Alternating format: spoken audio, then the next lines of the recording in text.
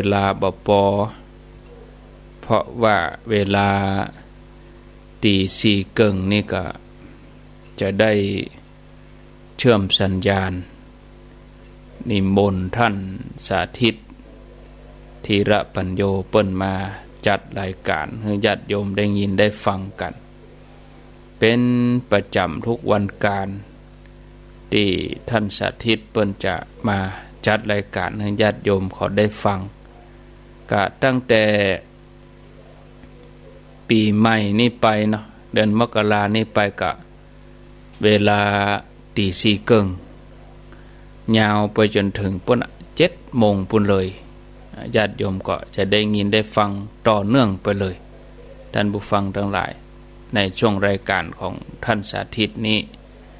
ศรัทธาญาติโยมก็จะได้ฟังกันไปส่วนธรรมภาพก็จะมาเข้ารายการอย่างเนี้ยเวลาประมาณสักชั่วโมงเกิงได้มามาจาให้ศรัทธาญาติโยมทั้งหลายได้ยินได้ฟัง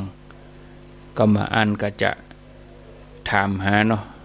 มีที่ไหนตั้งใดวันนี้เป็นได้มาจัดรายการอยู่ที่ไหนฮะเมื่อยกะบัดสบายกะอย่างกะศรัทธาญาติโยมเขาก็จังสันนิษฐานไปทั่วนะเวลาบ่ได้มาจัดรายการนี่ญาติโยมก็จังสันนิษฐานไปเข้าใจไปเองสันนิษฐานไปเองกึดไปอย่างนั้นอย่างนี้เมื่อได้ยินเสียงแล้วก็แล้วใจละอีเนาะศรัทธาญาติโยมก็เป็นหยังนะญาติโยมวันนี้ยังอยู่ด้วยกันอยู่ต่อไปก็จะเป็นการเปิดสายเนาะท่านทั้งหลายได้โทรเข้ามาแลกเปลี่ยนจาฟังชัดกำชัดกาก็แจ้งผลการนับฟังเข้ามาเนาะญาติโยมเนอะที่หมายเลขโทรศัพท์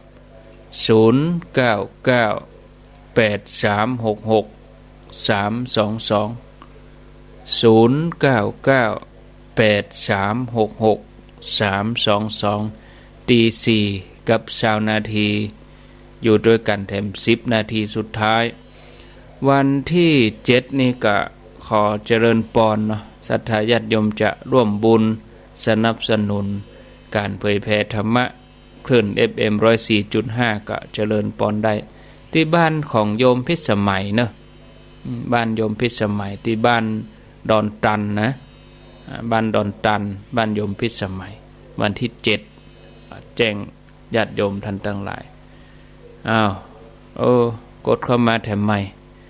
0998366322มีเข้ามาเนอะจะจะจาก็ขอเจริญพรโทรเข้ามาสนทนาจากันได้ที่หมายเลขโทรศัพท์0998366322เจริญพรเจ้าไว้นะเจ้าท่านพระครูเจ้าโลว่าไปเลยแม่เจ้าท่านผู้ฟังนะเจ้าที่ฟังธรรมะกันทุกวันนะเจ้าตอนที่ท่านเป็นอธิบายบรรยายเรื่องสมถะวิปัสสนานี่นะจะไปคิดว่าคนว่าที่เก่านะเจ้าเนาะในวิชามีวันนี้อยู่ในวิชาของอย่างก็สมถะวิปัสสนานี่นะมีหนึ่งในวิชานั่นนะคนเห็นเก่ามดกันเก่าวิชาเนาะวิชาใน10 เดือนเจ้าเผ่าสมถะวิปัสสนาก็10 เดือนวิชาเดียวนะเจ้าเนาะอันนี้ก็คุณถ้าทุกวันทานบรรยายนี่นะจะไม่คิดว่ามันต่ำนะเจ้าเนาะฟังหรือว่าดีชัดๆนะเจ้าถ้าท่านเอาละอีจุดละอีเต้ๆนะปี64นี่ครับปีมันก็ถึง4นะเจ้าเนาะถ้าผู้ฟังผู้เข้าใจด้วยนะเจ้าสาธุสายต่อไปเ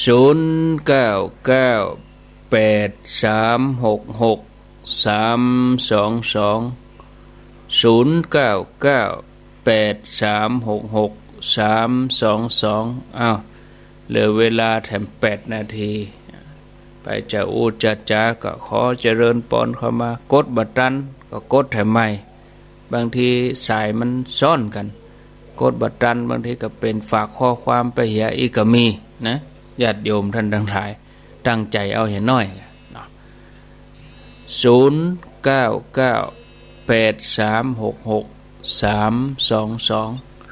เจริญปนเจ้าพระมหาเจ้าธรรมกูเจ้าโทษจากดังใดจ้าแม่ขันแก้วประแดงฝางเจ้าแม่ขันแก้วเมืองฝางแม่อายสวัสดีปีใหม่นะเจ้าโทรตั้งแต่ว่าตะขืนมาแล้วบ่เขาเจ้าวานแล้วบ่ได้เนาะเป็นยังไงที่สองมาเดียวเนี่ยโอ้ขอทานสุขอันรักษาสุขภาพนะเจ้ายินดีเนอสาธุสาธุยินดีมีสุขเจริญปนเจ้าไว้สาเจ้าจากที่ไหนจากเรื่องป่าเป้าเจ้าเรื่องป่าเป้าฟังชัดดีเนาะเจ้าสวัสดีปีใหม่นะเจ้าฟังอยู่เจ้ามุทนาเจ้าสายต่อไปเจริญปนเจริญปนจำไม่ได้เจ้าโทษจากที่ไหนโทษจากที่ไหนโอ้หมู่11จอมตองเจ้าหมู่11จอมตองฟังชัดดีเจ้าถูกต้องแต่แวยังที่เป็นแว่แล้วมีเหมือนตอนสายมันย่นกันวันตึงวันเจ้าเป็นแต่ที่ตกฟังเจ้ากำลังจะฟังเดี๋ยวเปิ้นก็มาเนี่ยเขาแค่พระครูเต้นทอมว่าเจ้าดีแล้วกันสวดมนต์ไหว้พระว่าเจ้าโอ้อนุโมทนาด้วยเนอละกันเจ้าถ้าเป็นดีสาธุสายต่อไป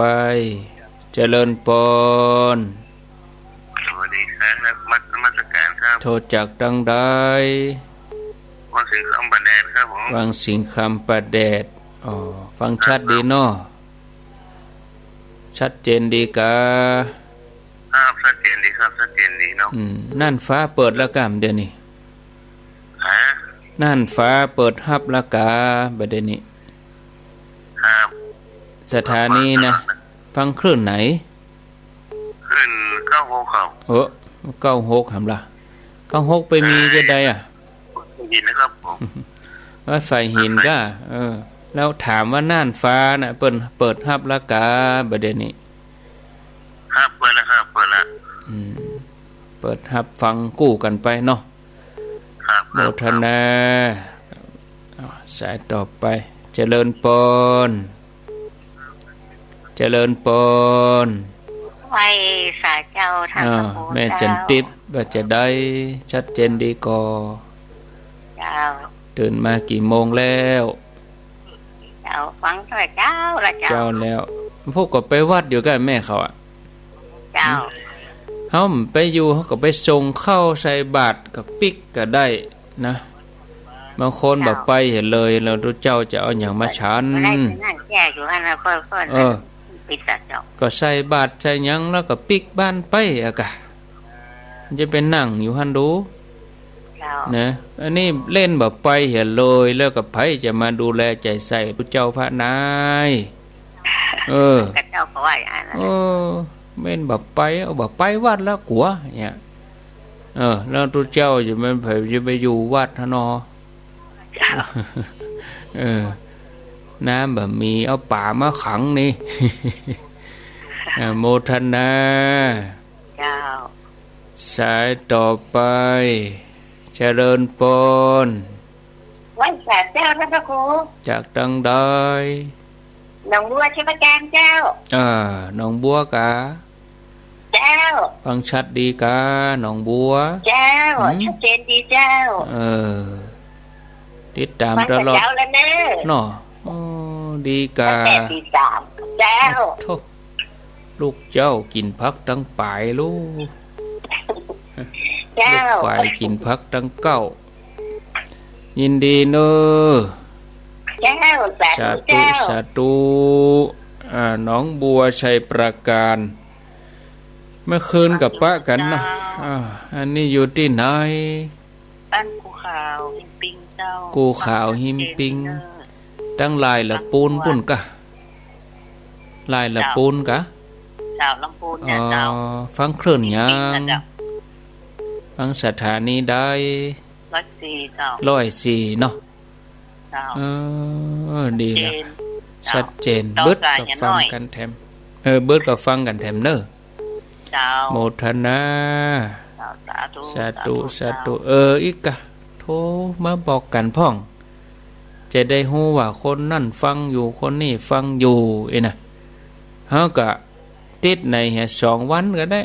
ตึงวันเตะก็ค่อยแก่ลำไปเฮาก็เปลี่ยนคนอื่นพ่องโจนกันข้ามวันเอาก็ได้หรือว่าติดในสัก2 วันก็นะ0998366322อินดูคนที่เปิ้นเต็งโทรนะครับโทรระบัดดันคนหมอก็หมอได้เนอเจริญปอนสาธุเจ้าจากดังใดฟังอยู่เด้อฟังอยู่ที่ไหนแม่หยังแม่นวลเจ้าแม่นวลอยู่แม่คลองนี่แม่นวลแม่คลองฟังแดนดินล้านนากันแม่เจ้าเมื่อคืนนี่ร้องไหลเมื่อคืนนี่ก็ฟังที่ไหนฟังลูกหลวงนะเมื่อคืนน่ะฟังที่แม่วางเรดิโอ90กำเดียวฟังกำเดียวก็ไปฟังฐานนี้ได้แห่งกรรมอ่ะเปิ้นฮับ2 ทุ่มถึง4 ทุ่มนะแม่วางเรดิโอ90.25 เนอะแล้วจะฟังที่บ้านเป็นเรดิโอก็ได้ 96.25 รถทางนั้นมาไหลไปไหลเซาะเอากะไหลเซาะมาจับที่ไหนก็ฟังที่หั่นชัดตั้งใดก็ฟังหั่นน่ะเนาะเลยฟังวัดสันปะยางหลวงเนี่ยนะเบิดไหลเซาะพอเด้อโมทนาก็เขียนไว้กะบอกฮื้อก็เขียนไว้เอาปากกามาเขียนไว้เพราะว่าแม่วางเรดิโอนี่เปิ้นฮับคืนแรกแต่ว่าเปิ้นฮับก็ฮับตั้งแต่วันที่3มาละแต่ว่าเป็นทางการนี่ก็คือแต่คืนนี้ 90.25 โซนแม่วางเนอะแม่วางกิ่วแลเนาะตั้งสันป่าตองตั้งแม่วางตั้งหางดงดอยหล่อป่าช้างอีนะ 90.25 ทุกคืนแล้วจะมาก็จะมาจัดรายการทุกวันพุธเนาะรับพังรายการทำไมเนี่ยเอามีเข้ามาสายสุดท้ายก็ได้จะต่อสัญญาณไปลำปางพุ่นละให้ท่านสาธิตจัดรายการตี4 เกิงแล้วนี่สายสุดท้ายมีกอบะมีก็จะยุติแล้วนะ0998366322บางทีก็กดมากับแปลงใจยาวๆน้อยคือมันตืดสัก 4-5 เตื้อจะไปตืด2 เตื้อแล้วก็กดวางไปใหญ่ๆก็กำลังจะฮับพอดีกดวางไปใหญ่จะได้เนาะกว่าจะโทรติดบะมีก็จะปิดโทรศัพท์แล้วพ่องก็กดมามีก็ฝากข้อความเข้ามาบางทีสายมันโจรกันทางอากาศปุ่นมันเลี่ยงกันเลยบ่เข้าถึง2 สายอีนะ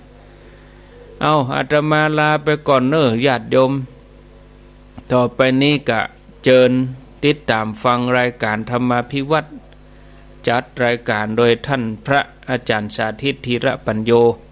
สถาบันธรรมาภิวัตรท่านก็ร่วมบุญงานวันที่7นี้ 1,000 บาท